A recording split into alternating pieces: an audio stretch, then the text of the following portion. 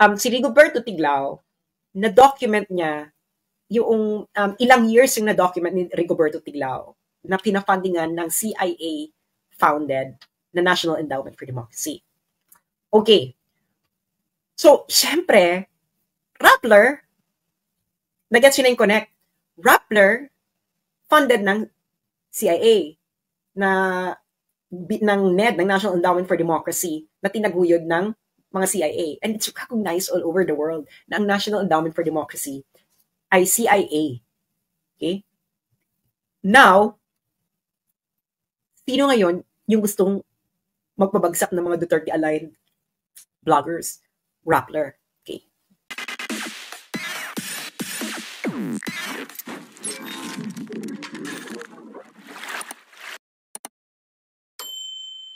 Ang gusto kong sabihin is, planado to lahat. They really want to bring down Duterte-aligned bloggers. Why? Yan ang katanungan, di ba? Isang malaking katanungan. Why? Meron po itong connection sa impeachment ni Sara at isang larger discussion, larger issue of geopolitics.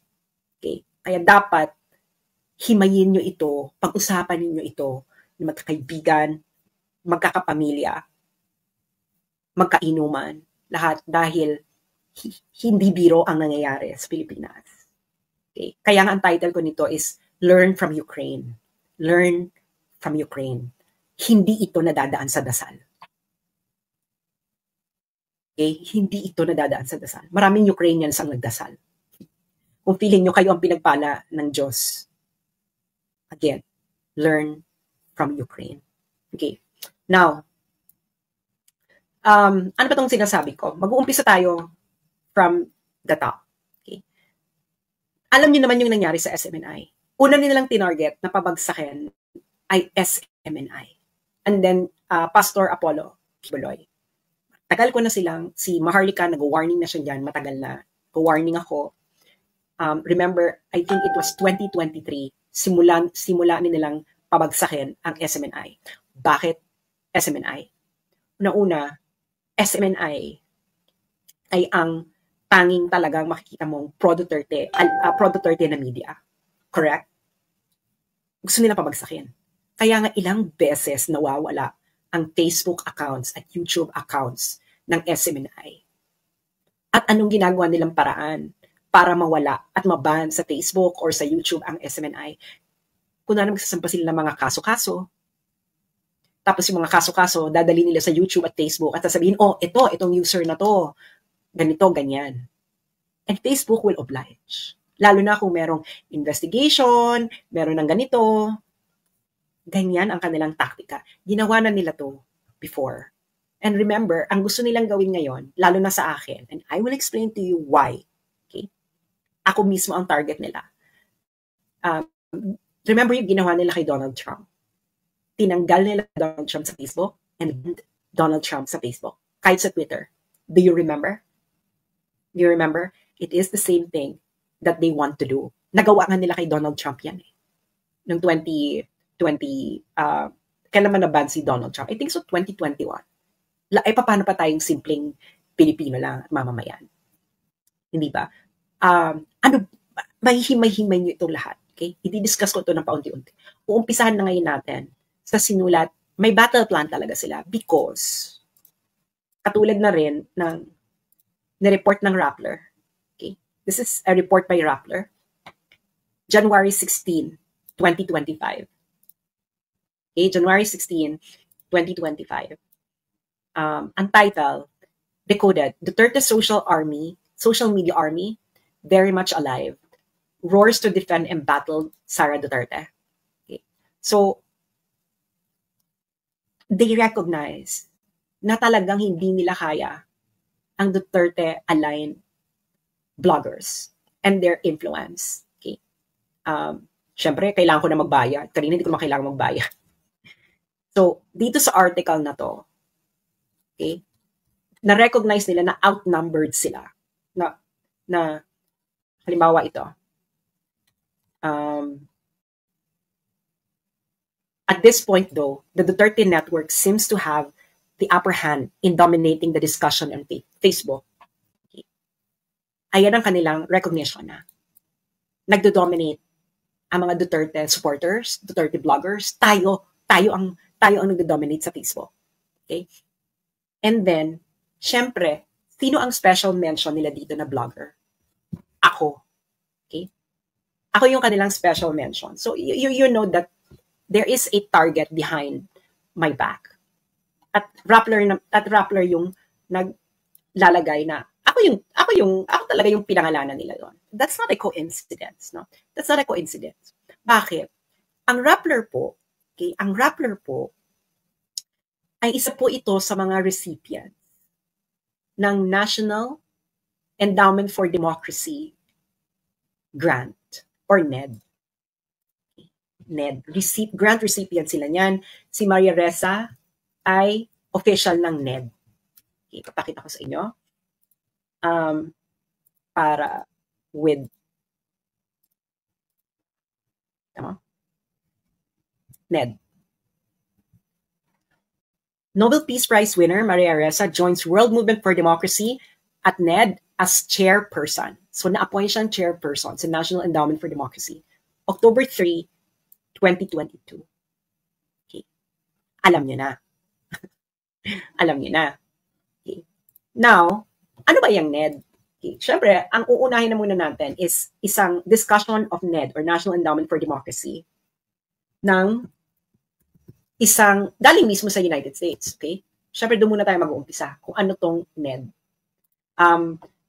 Binatikos na rin ni Elon Musk before itong NED, pero hindi pa niya itong magalaw, yung NED. Ang nagagalaw pala niya is USAID. Okay. So, halimbawa ito, noong February 3, 2025, Elon Musk, sabi niya, NED is a scam. Pero hindi pa niya magalaw. Bakit mahirap itong galawin ni Elon Musk? Dahil, pakishare muna yung mga karating lang habang hinahanap ko pa yung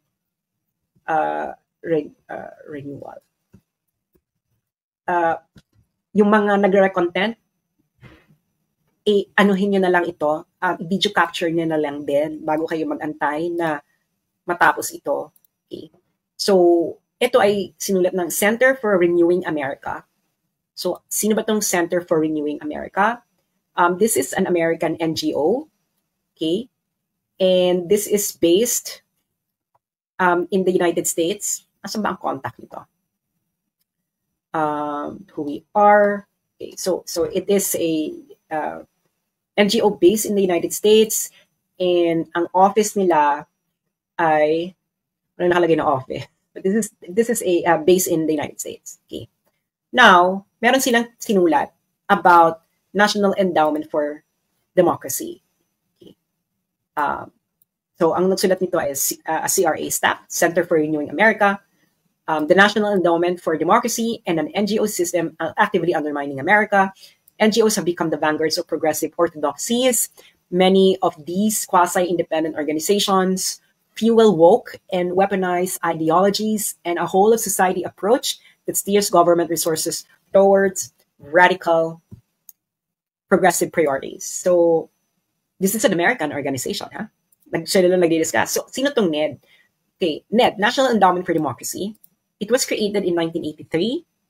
At the height of the Cold War, NED was conceived by former CIA Director William Casey and former CIA operative Walter Raymond Jr. Ibig sabihin, binuo siya ng CIA noong Cold War. Para saan? Okay? Kasi, itong ginagawa ng CIA, may secret. Meron ding hindi secret. Yung hindi secret na ginagawa ng CIA, ang gumagawa nun, National Endowment for Democracy, para magmukha siyang legitimate. So, anong ginagawa ng NED, National Endowment for Democracy, para magmukha siyang legitimate na work sa ibang bansa, hindi siya espionage. NED accomplishes this through the dispersal of grant monies to favored and well-connected interests abroad. This dynamic purportedly allows activities to maintain an air of independence from official U.S. government actions. So, ibig sabihin, nagpa-fund, kunwari, hindi U.S. government yung nagpa-funding. Pero ang nagpa-funding talaga ng National Endowment for Democracy is U.S. government. So, magpa-fund ngayon sila ng mga NGOs. Okay. So anong connection? Meron ditong discussion, yung Center for Renewing America, nang ginawa ng NED. Okay? Training and financing key political movements in Egypt, Yemen, Libya, and other nations that sparked the so-called Arab Spring. In 2011, directly contributing to the geopolitical turmoil that has engulfed the Middle East over the 13 years. This is a discussion of Center for Renewing America. This is a think tank, a conservative think tank based in the United States. Anong di-discuss ito? Among the groups unintentionally empowered by NED's pro-democracies meddling in the Middle East are radical jihadists like the Houthis in Yemen, the Al-Nusra Front in Syria, and the Islamic State, otherwise known as ISIS in Syria and Iraq. Ito na, pupunta na tayo sa Ukraine. NED served as the tip of the proverbial spear for heightened CIA and State Department efforts to foster political revolution in Ukraine. So yung steady stream of NED grants to Ukrainian political entities and movements advanced both the Orange Revolution and Maidan Revolution that paved the way for the current Ukraine-Russia war. So sinong pinandingan ng CIA founded NED sa Ukraine? Ito sabi ng Center for Renewing America, na isang think tank, conservative think tank sa United States. Among the hundreds of grants to Ukrainian political entities going back to 2014 are payments to judicial organizations and judges, grants to NATO-adjacent political entities like European Institute for Democracy, and funding for the Media Development Foundation to train Ukrainians to develop effective anti-Russian propaganda. Nagigets niyo na. Ang nagsulat nito ay isang conservative think tank sa United States, ang Center for Renewing America. So yun ang kanilang pinandingan. Okay. So, ito pa. Bago daw kinlose ng NED ang kanilang mga grants searchy, kasi dati pwede mong i-search kung sinong pinafundingan nila. Ang data daw nila, ang nakalagay is tens of millions in US dollars to Ukrainian entities and anti-Russian interests in Ukraine with more than 330 unique grants. During the height of the Orange Revolution sa Ukraine, yung NED daw infused, ibig sabihin nagbigay ng more than 2.3 million US dollars directly into anti-Russian institutions and activists, including the activist arms of Ukrainian political parties and George Soros Open Society Foundations, in support of preferred candidate Viktor Yushchenko. NED's funding streams, ibig sabihin yung mga funding daw ng national democracy para sa mga anti-Russian activists and institutions ay nag-increase ng 52% the following year to more than 3.5 million US dollars hanggang matapos na yung Orange Revolution. And we all know what happened to Ukraine. You all know what happened to Ukraine. Now, I'm going to discuss to you the structure ng National Endowment for Democracy. Okay. Lahat ito ay magkaka-connect later para nasusundan nyo. So, may pop quiz po tayo mamaya. Sana maghanda po kayo ng 1/4 sheet of paper. 1/4 sheet of paper para kayo ay handa later sa ating pop quiz. Okay. So, ang next natin na NGO ay ang Swiss Policy Research. Okay? So, ang Swiss Policy Research ay isa itong independent, non-partisan, and non-profit research group investigating geopolitical propaganda. Okay. Now, I believe, so ano sila? They are investigating different propaganda. And one of them is the U.S. National Endowment for Democracy, and which is a CIA, tinatag yan ng CIA. Okay. Now, makikita nyo, inulit-uli nila, the National Endowment for Democracy, or NED, was founded in 1983 by U.S. Congress as a private non-profit foundation dedicated to the growth and strengthening of democratic institutions around the world, CHAR. Okay? Sabi nga nila, as NED co-founder Alan Weinstein famously explained in 1991, a lot of what we do today was done covertly, ibig sabihin secretly, 25 years ago ng CIA. At ang mga activities nila ay information operations, subversion, and regime change campaigns. Kaya di ba nung panahon ni Duterte, grabe yung panawagan na ng regime change, tatanggalin si Duterte sa pwesto. May funding kasi. So pupuntahan na natin yung pinafundingan nila sa Pilipinas. Okay. Ito, halimbawa yung sa Hong Kong protest, a lot of the organization na involved dyan na nag-organize ay funded yan ng National Endowment for Democracy. So kita mo sa China, ang dami nilang pinafundingan. Di ba? Ang dami nilang pinafundingan na China-related. Karamihan dyan pinasalan ng China. So ngayon, sa Pilipinas, ito ang kanilang pinafundingan. Kaso ang data lang nila nito hanggang to 2019 lang. Pero at least makikita nyo na yung kung sino-sinong pinafundingan nila. Caucus of Development NGO Networks. Ilista nyo para malaman nyo kung sino mga bumubuo niyan. Center for Media Freedom and Responsibility. Center for Youth Advocacy and Networking Incorporated. Generation Peace Youth Network. Initiatives for Dialogue and Empowerment through Alternative Legal Services or IDEALS. International Center for Innovation, Transformation, and Excellence in Governance or Insight Gov. Mindanao Institute of Journalism Incorporated, People's Alternative Studies Center for Research and Education and Social Development or PASCRES, Philippine Alliance of Human Rights Advocates or PARA, Philippine Center for Investigative Journalism, Filipina Incorporated, Rappler, Republica at Democracia, and Veripiles. So, si Rigoberto Tiglao, na-document niya yung ilang years yung na-document ni Rigoberto Tiglao na pinafundingan ng CIA-founded na National Endowment for Democracy. Okay. So, syempre, Rappler, nag-gets yun na yung connect. Rappler, funded ng CIA ng NED, ng National Endowment for Democracy, na tinaguyod ng mga CIA. And it's recognized all over the world na ang National Endowment for Democracy ay CIA. Okay? Now, sino ngayon yung gustong magpabagsak ng mga Duterte-aligned vloggers? Rappler. Okay. Bago ko i-discuss tong dalawang documents na to, gusto ko muna ipakita sa inyo yung structure ng National Endowment for Democracy para makita ninyo yung organization. Okay. So ito ang kanyang structure. So merong National Endowment for Democracy. Tapos may 4 na sangay. Ang International Republican Institute. Okay. Ilista nyo, dahil meron tayong pop quiz mamaya. Ilista nyo yan. May pop quiz tayo. International Republican Institute, Center for International Private Enterprise, National Democratic Institute, at Solidarity Center. Okay?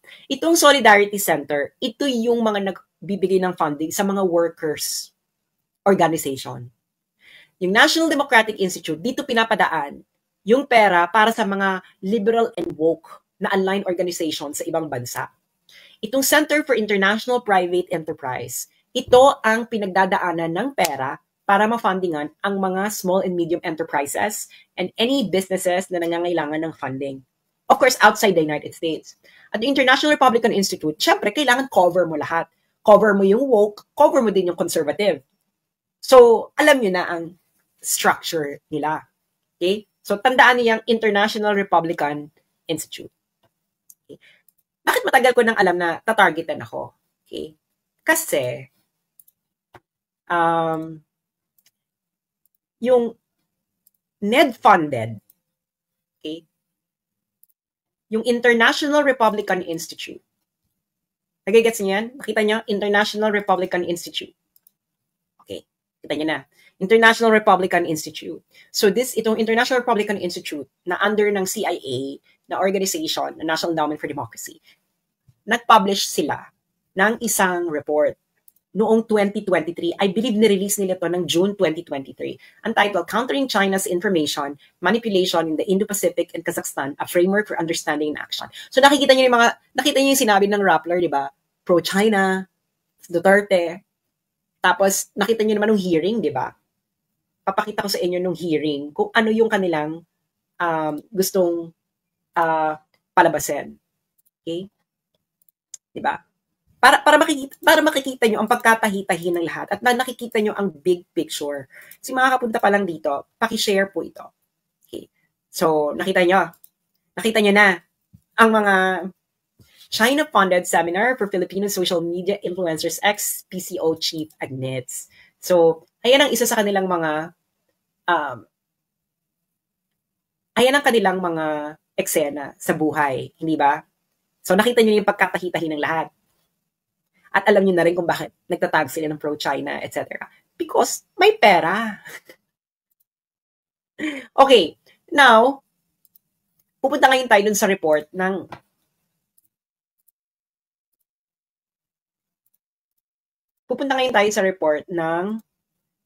International Republican Institute. Again, ang International Republican Institute, ano ang ganito class? Ang IRI, sangay siya ng ang IRI, kung natatandaan ninyo. Sangay ng anong organization ang IRI? Please write in the comment section kung natatandaan nyo.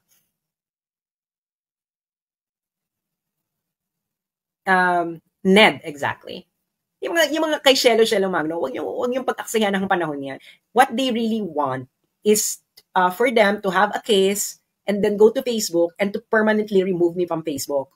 Well, we have a bigger picture here. Yung mga ganyan-ganyang Shelo Magno, they are simply little figures in the bigger story.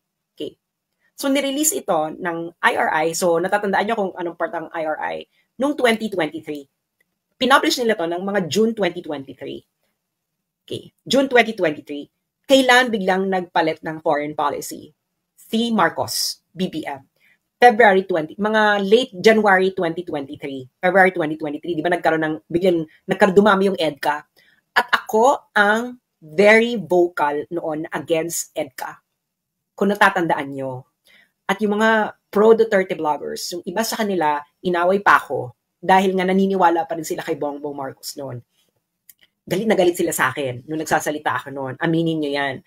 Iisang vlogger lang ang talagang agarang kinontak ko para bigyan ako ng platform. Ayun ay si Banat Bay. Hindi pa kami magkasundo ni Banat Bay. Pero yung iba ayaw hawakan. Okay? Ayaw hawakan yung issue.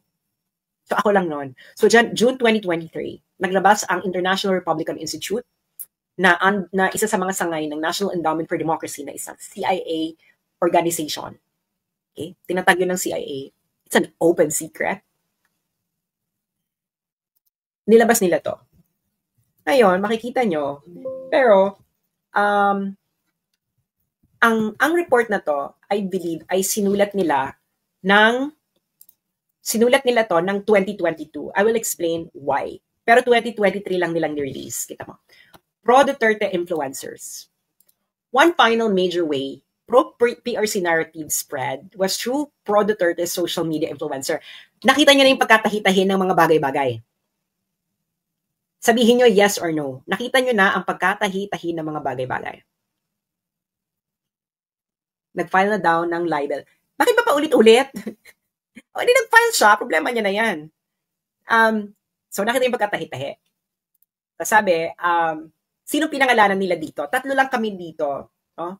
Si RJ, Thinking Pinoy, ako, at saka si Yan Suwing are among the pro-Duterte influencers who took an interest in Philippine-China affairs. Syempre, special mention kami ni Thinking Pinoy. Nieto and Sasot are two of the most influential. So, alam na nila. Diba? If not the most influential, pro-Duterte influencers on social media with follower counts in the millions. Okay. Ngayon, alam kong 2022 nila to tinitiktikan pa. Kasi itong post ko na to, na feature nila, ako talaga yung feature nila, di ba? Sabi ko kasi, for 2 consecutive presidential elections, the Filipino people defeated the CIA's candidates because I thought na si Lenny lang. Kasi si Lenny, yung organization niya, naging funded ito ng IRI. Meron silang partnership. yung NGO ni Lenny, I think it's the, if I'm not mistaken, it is the Jesse Robredo Foundation. Yung Jesse Robredo Foundation, or Angat Buhay, whichever of the two, nagkaroon ng partnership sa International Republican Institute na again, under ng National Endowment for Democracy. At ang National Endowment for Democracy ay isang CIA-founded organization. So ako talaga yung, syempre, pa ako nito, may illusion pa ako nito, no, about Bongbong Marcos. Pero after iba ng foreign policy, si Bongbong Marcos February 2023, at nagsalita ako against this, inilabas ngayon ito ng National Endowment for Democracy. At syempre, ako ang bida. Diba? Ako ang bida. Ngayon, si RJ, piling ko talaga, 2022 pa nila to sinulat, 2023 lang nila nilabas. Kasi si Thinking Pinoy nandito pa. So, hindi pa nagmamanifest talaga na si Thinking Pinoy ay sumakabilang parlor na talagang tuluyan. Okay. So, this was 2023. 2023 tong report na to. Okay. Ngayon, recently, 2024 lang. 2024 lang. Ang naglabas naman ng report ay, ano yan? USAID. At ang partner nila is yung Internews o media again. Itong Internews, kung makikita nyo, may parating pina-flash na quote card ang News 5, yung Mogato. Siya yan behind dyan sa Internews, si Mogato. So USAID, di ba? Nirelease to ng August 2024. Yung Internews funded yan ng USAID. Okay. So, ngayon, ano ngayon ang agenda nitong report na to? So, yung kanina 2023, nirelease ng June 2023. Ito yung pinakabago. Nirelease ito ng August 2024. So, sino ang nag-funding? United States Agency for International Development. Hindi ba? So sabi, it does not necessarily reflect the views of USAID or the United States government. Siyempre, etos garbanzos. Sila nag-funding. Okay. So ngayon, ang eksena ngayon dyan, okay, pupunta ngayon tayo sa, eto na, Pro Duterte's social media accounts. Okay. Siyempre, ako na naman, no? Ako naman ang nandito. So, kung bibilangin nyo, halimbawa ito, coming to the Vice President's defense, X and Facebook account circulated a screenshot of a tweet by political blogger Sas Sasot referring to Oplan Destroy Inday, a purported campaign to tarnish Inday Sara Duterte's image. So, makikita mo na, bakit ibig sabihin kasi ng purported? Gawa-gawa lang. Ito kasing Oplan Destroy Inday na to, na sinasabi ko nag-exist, ito yung nag-uumpisa nung 2023. Ngayon, sabi nila, purported lang daw. Etos, parang ganyan. So, alam niyo na. Diba? At ang report na ito ay pinondohan ng what? USAID. Okay. So, ilan beses nila ako ditong pinangalanan? Ako yung pinakamarami nilang pinangalanan dito. So, 1, 2, diba? 2, 3, 4, 5, and 6. So 1, 2, 3, 4, 5, 6. 6. So talagang bonggang-bongga, super bongga. So, ako talaga yung, kaya na naman, pro-China, etc. At sinong funded nito? USAID. Alam naman natin ang iringan ng US ngayon at ng China. Okay. USAID. So ngayon, naiintindihan nyo na ngayon, I hope naman, natahi-tahiin nyo na kung anong nangyayari. Diba? Now, bakit ako ang target? Bakit ako ang target nilang pabagsakin? Sinasabi ko na sa inyo, mag-subscribe na kayo sa Substack ko because it will just be a matter of months before nila ma-convince ang Facebook to permanently delete me from Facebook and ban me. Nagawa na nila yan before sa ibang personalities. Nasabi ko na sa inyo. Kaya ngayon pa lang, okay, kasi gusto nilang i-dominate ang narrative pagdating ng impeachment ni Sara. Okay? Kasi ang battleground ng public opinion ay Facebook. Okay? Facebook. At sinabi ng Rappler, Duterte supporters at bloggers ang nagdo-dominate. Okay? So, patalastas lang, ito, i-download nyo na tong Substack. Itong makikita nyo, yan ang Substack. Sulat nyo na. I-download nyo na yan. App yan sa Google app or Apple app. Okay? Substack. Sulat nyo na yan. Palalakihin ko para makita nyo. Substack. Yan ang pangalan niya. And then, pag nandiyan na kayo, hanapin nyo ako. Diba? Hanapin nyo ako. At ang aking pangalan sa Substack, ang aking account sa Substack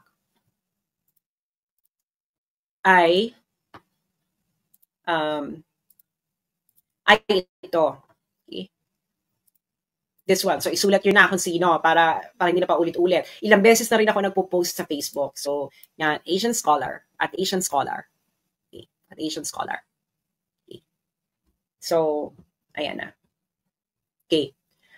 Ngayon, they would like to dominate both foreign policy and, of course, local politics. That's the entire game. Okay? Bakit ako yung talagang gusto nilang pabagsakin ng bonggang-bongga? I'm gonna show you. Okay? Because of my reach, okay? So, itong aking pinaka-latest na reach, the last 90 days. The last 90 days, ang views ng aking Facebook, views, ibig sabihin ng views, ilang beses nag-appear ang aking content sa mga news feeds. Okay? Itong last 90 days. Last 90 days, 379,308,749.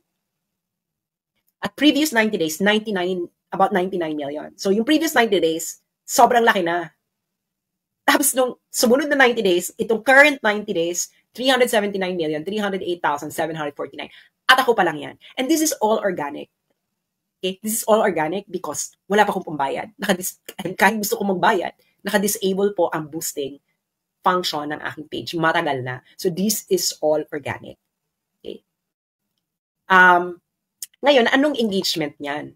Okay? So yan, yung views, ilang beses nag-appear yung content ko sa news feeds ng mga Facebook users. And take note, there are only about 90 million Facebook users in the Philippines. Pero ako, about 300 plus million nag-appear sa newsfeed ng mga newsfeed ng Facebook users, mostly from the Philippines, ang aking content.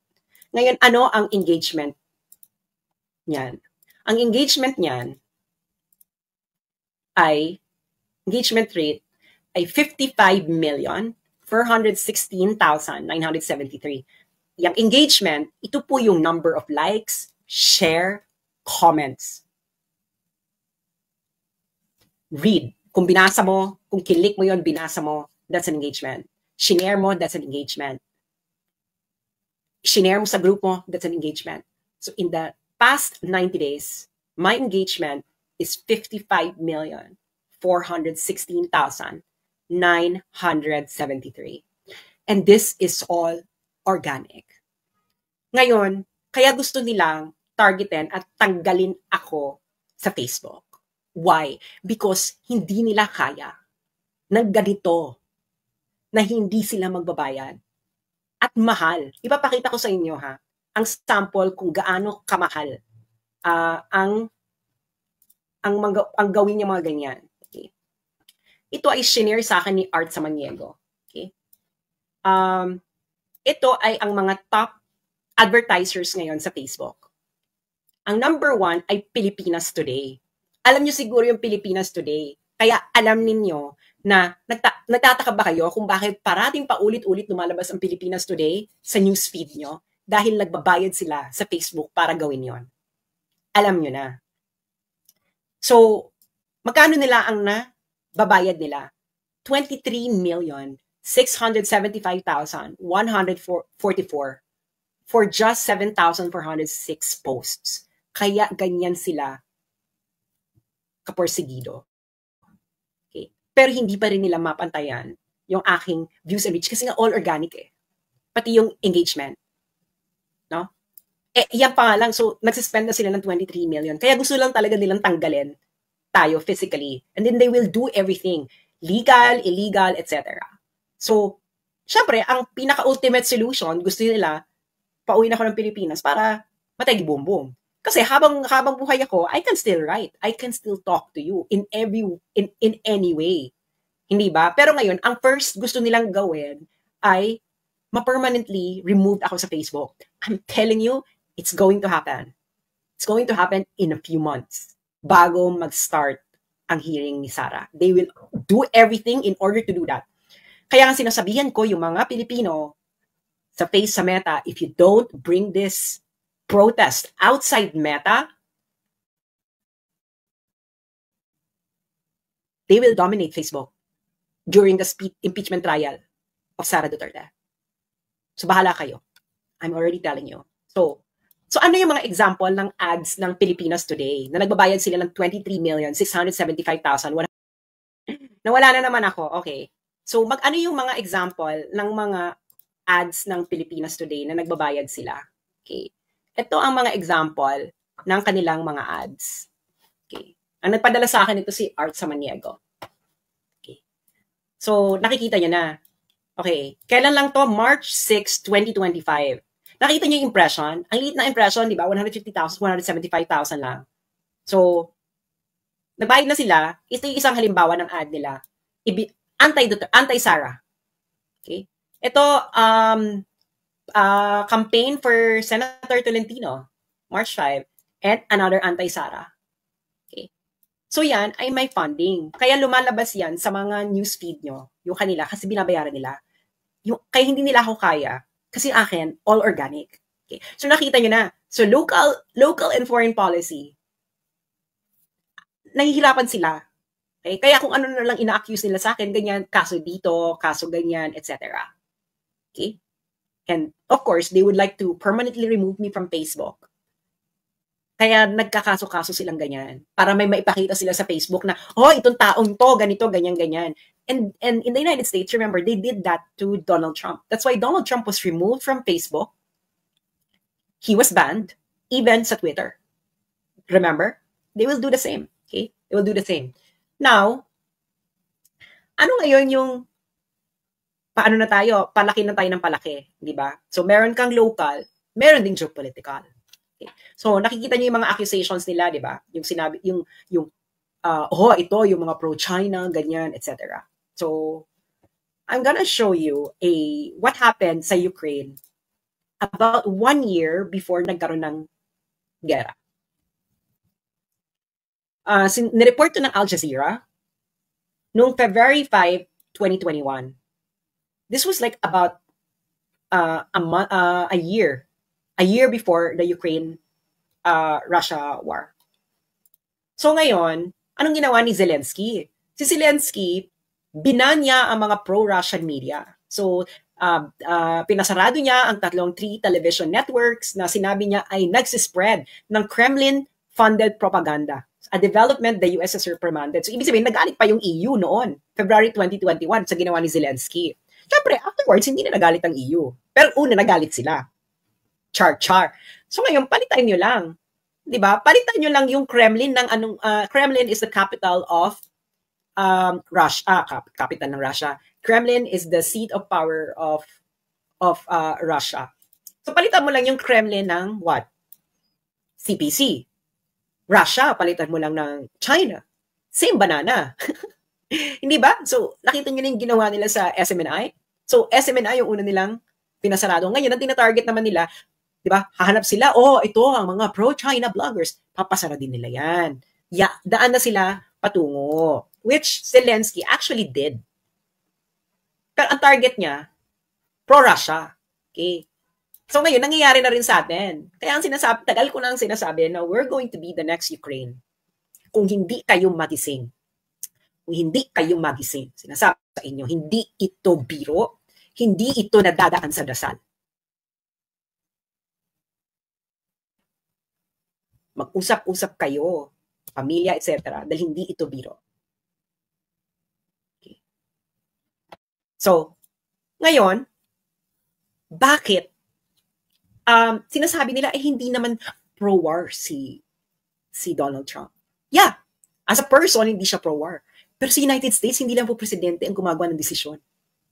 Kahit ayaw mo ng gera, the deep state, hindi na tawag nilang deep state sa US, can actually force a US president to go to war. Sinasabi ko na sa inyo, yung mga false flag, kahit ayaw na presidente ng US president ang pumunta ng gera, ang gagawin ng deep state, gagawa sila ng paraan para yung US president is maggawa ng gera. So, you have to understand kung nasaan na tayong part ng history ng mundo. Okay? I don't know if you remember this tweet ni President Donald Trump. Sabi niya, nung December 1, 2024, the idea that the BRICS countries are trying to move away from the dollar while we stand by and watch is over. We require a commitment from these countries that they will neither create a new BRICS currency nor back any other currency to replace the mighty US dollar, or they will face 100% tariffs and should expect to say goodbye to selling into the wonderful US economy.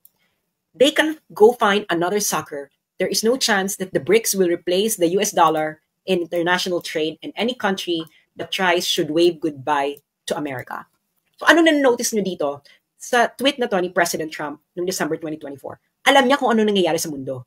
Ibig sabihin ng de-dollarization po, yung mga countries po, they are replacing the dollar as the currency of their trade. So either kukuha sila ng another currency as a common currency like euro, for example, or yuan, or Russian rubles, anything. Para hindi na sila dependent sa dollar. Kasi ngayon po, grabe ang dependence ng karamihan ng bansa using the US dollar. Ngayon, bakit malaking issue to sa United States? Kasi, ang US dollar po, yung US dollar, print ng print ang US dollar. Pero saan napupunta yung pera? Napupunta ito sa labas. Kasi nga siya yung ginagamit na currency Currency for international trade. Ngayon, pag nagde-dollarization ka, malamang tataas ang inflation. You can research this. Yan ang number one problem ng United States. As in, grabe ang magiging inflation sa United States. As in, panggulo level. Kaya concern si Donald Trump. Pero pag nakita mo dito, ang tactic lang ni Donald Trump, tariff. Kasi yun yung ano niya Siguro, yan na yung pinaka-hard approach niya, imbes na makipag-gera boom siya, tariff na lang. Pero until what point? Paano kung hindi ma-achieve na mapigilan yung de-dollarization sa pamamagitan ng tariff lang? So you go to the next level. Which is what? Another Ukraine. Why? Why you need another Ukraine? Kasi kailangan gusto mo nang magkaroon ng hardball negotiations. And you can only do hardball negotiation to stop something like this through peace deals. Because peace deals create a new order. No? Lalo if you would like to favor yourself. Hindi, China and the United States, hindi sila direktang maggaganyanan. Why? Because they are both nuclear powers. Kita mo yung Russia and US, or NATO and Russia, sila ba ang direktang nagganyanan? No. Gumamit sila ng proxy. Kasi hindi nga sila pwedeng magkasagapaan dahil ubos ang mga cities nila because it's going to be a nuclear war kung sila mismo. So gagawin ang mangyayari, proxy. So sino ang proxy sa Europe? Ukraine. Sino ngayon ang proxy sa ating region? It's going to be the Philippines. Nakikita nyo na, di ba? Pinakita ko sa inyo yung nangyari sa Ukraine. Di ba? Kung anong unang mga ginagawa nila. At nakita nyo yung report ng National Endowment for Democracy na isang CIA funded. Sino yung target nila? Hindi ba?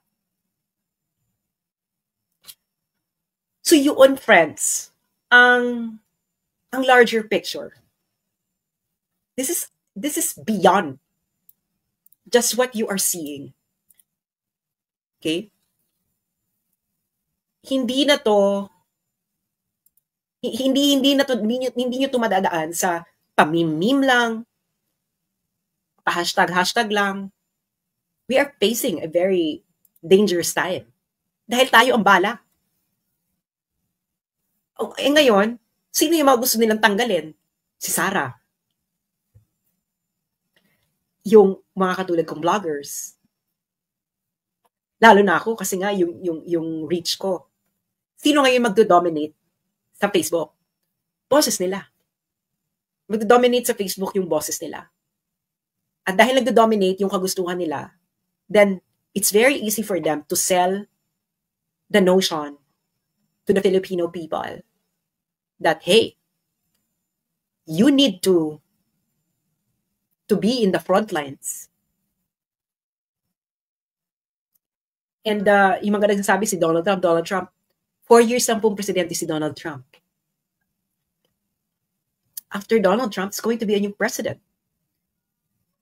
It might not happen in his term. It might happen kung yung deep state sa US magkaroon na ng bagong favorite. Or they can force Donald Trump to actually push the Philippines into a proxy site. Dahil nga, we are now moving to a different world order. Sinabi ko na yan ang tanong ko noon, di ba? Kay Bongbong. Sa Deep Probe. And, and now I know what he might want to do. So, ang masasabi ko lang sa inyo, well, I will not shut up. No? Kaya pumunta kayo sa Substack. They might remove me from Facebook, etc. But I will not participate in their drama. I will just keep on writing. And I hope na i-share nyo rin. Pag-usapan ninyo mga magkakaibigan. I-share sa mga kaibigan nyo. I-share nyo sa Facebook ninyo. Go to Substack. Okay? Go there. Okay? Para doon nyo, sinasabi nyo, mag-open ko ulit ng Facebook. No, they will just keep on removing it. Kaya doon tayo sa Substack. Because diretso sa email ninyo or sa app ninyo, they wouldn't even know, then you can forward it to your friends via email. Pag-usapan ninyo. Okay? That is where I'm going to keep voicing out what needs to be voiced out. So hanggang nasa Facebook pa ako, doon muna ako. Pero we have to prepare. We have to prepare for the eventuality. Dahil malapit na ang impeachment ni Inday Sara. And then they would like to remove Duterte voices on Facebook because they would like to dominate Facebook. So again, go to Substack. Okay? Ito ang aking username. Screenshot nyo na kung kaya ninyo. Substack.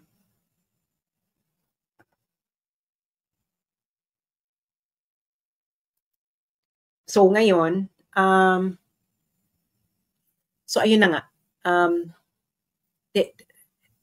We're already going there. Sinabi ko na sa inyo, nilay down ko na ang mga step by step na mga pangyayari.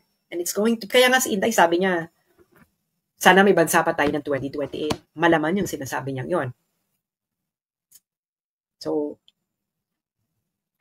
do not take this as a joke. This is not funny. You have to take this seriously. Bahala kayo kung ayaw ninyo. Bahala kayo kung mag-last minute kayo. But I'm telling you, you have to study what happened in Ukraine. Fully study what happened there. So maraming salamat sa inyong mga patuloy na nagsusuporta. Paki-share ito. Yung mga nagko-content sa akin, huwag na kayong humingi ng paalam. Download this, recontent this, comment on this, etc. And we will keep on writing. And wala akong pakialam kung masaktan kayo. But the truth must be spoken. And alam ko yung laro ninyo. No, you cannot, hindi niyo ako mapapaikot. And that's why we have to have a backup plan. And that's where we're going to disseminate what needs to be disseminated so that you can no longer fool the Filipino people. Maraming salamat po.